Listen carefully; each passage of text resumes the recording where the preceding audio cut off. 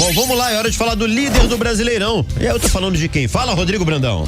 Azevedo, e a gente já começa o noticiário do Botafogo trazendo uma ótima notícia para o torcedor. A notícia que todos eles aguardavam durante quase um mês, enfim chegou. O atacante Tiquinho Soares treinou com bola no dia de ontem no Espaço Lonier e deu um passo importante para ser relacionado na lista dos jogadores que vão enfrentar o Flamengo amanhã no estádio Newton Santos pelo Campeonato Brasileiro. O Tiquinho treinou com a equipe sub-20 e com os jogadores que não foram relacionados para o jogo de quarta-feira pela Copa Sul-Americana. Ele treinou bem, nada sentiu, e se isso se repetir hoje no treino que seria realizado novamente no Espaço Lunier, já com todo o elenco à disposição, ele provavelmente terá o seu nome relacionado na lista para a partida de amanhã. A última partida do Tiquinho foi no dia 6 de agosto, na partida contra o Cruzeiro, onde ele acabou se machucando, teve uma lesão no ligamento colateral medial do joelho esquerdo. O prazo inicial de recuperação era de 5 semanas, mas esse prazo foi mais por segurança, digamos assim. Nas primeiras 3 semanas, o Tiquinho fez tratamento intensivo. Eram 3 sessões de fisioterapia por dia. E isso certamente ajudou para que a recuperação fosse mais rápida. Na última semana ele foi para o campo, realizou trabalhos leves, ainda sem bola. Ontem, finalmente, ele treinou com bola, foi a primeira atividade dele e ele respondeu muito bem nessa atividade. Sendo assim, se ele treinar novamente hoje com os demais companheiros e nada sentir, ele estará garantido no jogo de amanhã e o Botafogo terá uma equipe completa para enfrentar o rubro-negro nessa partida importantíssima, válida pela 22ª rodada do Campeonato Brasileiro. O Botafogo vem de uma eliminação na Copa Sul-Americana, o torcedor demonstrou todo o seu apoio no desembarque da delegação na quinta-feira e esse apoio vai continuar no decorrer do Campeonato Brasileiro, que é a única competição que restou ao Botafogo nesse ano de 2023. Os ingressos para amanhã estão esgotados, tanto para mandante quanto para o visitante. Cerca de 44 mil torcedores estarão presentes no estádio Newton Santos. Se isso for confirmado, terá um novo recorde de público no Newton no ano de 2023. Vamos à provável escalação, portanto, para amanhã. Botafogo deve ir a campo com o time completo. Lucas Perry no gol, de Plácido, Adrielson, Vitor Cuesta e Marçal ou Hugo. Essa é a única dúvida para essa partida. Marlon Freitas, Tietê e Eduardo, Luiz Henrique, Vitor Sá e Diego Costa. Tiquinho Soares, como está um longo período sem atividade, deve começar no banco de reservas. Valeu, Azevedo? Valeu sim, pois é. Botafogo com a volta do Tiquinho. Cara, assim, é inegável que o Botafogo é o favorito no clássico, né, Gabriel? É muito favorito. O Botafogo não pode fugir desse papel de favorito quando está 11 pontos à frente no Campeonato Brasileiro, quando o Botafogo joga um futebol extremamente sólido. Vamos deixar a Sul-Americana um pouquinho de lado? O Botafogo da Sul-Americana foi um Botafogo esquisito. No Brasileiro é um Botafogo sólido, mesmo quando oscila, colhe empates fora de casa e dentro de casa segue passando pelos seus adversários sem tomar muito conhecimento. O Flamengo, por outro lado, é um time extremamente instável, é um Flamengo desorganizado, é um Flamengo que não tem tanta ideia de jogo, é um Flamengo que atinge um pico de grande atuação, depois vai lá embaixo e não joga rigorosamente nada em algumas partidas, é um Flamengo com problema de ambiente, com um treinador que parece não dominar elenco. Tudo isso deságua num Botafogo, não é favorito, é muito favorito pro clássico. Dificilmente um clássico apresenta uma distância tão grande entre as equipes. Ainda mais entre essas duas equipes, porque até um ano atrás o cenário era completamente inverso. O Flamengo era favorito sempre, encarava o Botafogo.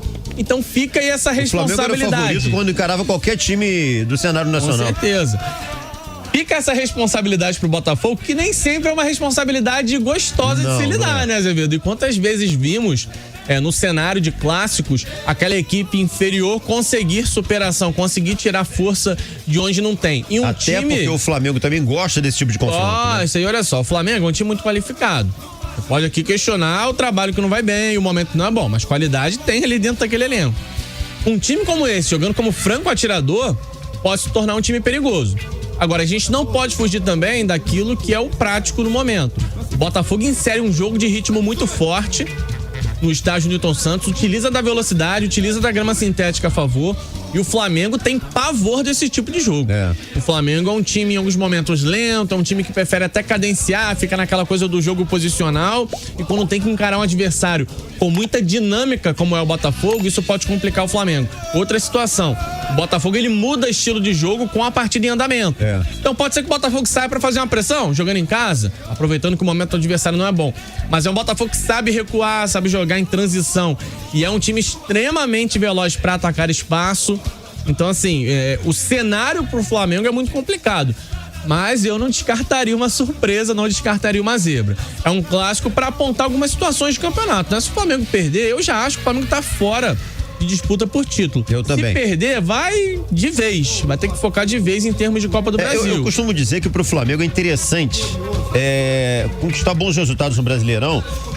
Pro psicológico, né? Porque vem aí 2 jogos contra o São Paulo importantíssimos, né? Psicológico, se mantém em G4, a gente não sabe o que vai acontecer na Copa do Brasil, é importante ter uma vaguinha assegurada em Libertadores, então pro Flamengo tem esse peso, e claro, se você vence o seu rival, você já surpreende, você quebra um pouco a expectativa de todo mundo e pode, quem sabe, jogar uma instabilidade do outro lado. Afinal de contas, o Botafogo vem de uma eliminação, que pode não ter sido tão sentida, mas é uma eliminação. Então o Flamengo tem esse papel, tentar sobreviver no campeonato, tentar se manter com bons resultados, ganhar confiança para a Copa do Brasil. O Botafogo agora, exclusividade total para o Campeonato Brasileiro. Fica totalmente à vontade para se dedicar ao seu principal objetivo, e isso também agrega responsabilidade a mais. O Botafogo vai ter que lidar com esse peso de agora, ter um foco inteiro no Campeonato Brasileiro para sustentar uma grande vantagem. Expectativa de um bom jogo. Agora a volta do jogo, Tiquinho pelo menos, não poderia ser a melhor hora, né? E a volta do Tiquinho, cara, assim, não tem como não ver pelo lado positivo.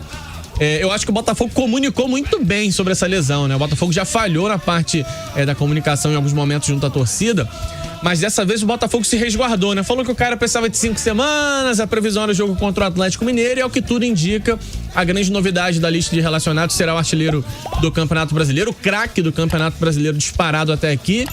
Como o Diego Costa vem de uma boa atuação contra o Bahia e vem demonstrando um melhor ritmo, eu acho que o ideal é começar sim com o Diego Costa e dar tempo ao Tiquinho no segundo tempo. Diego Costa chegou justamente para isso.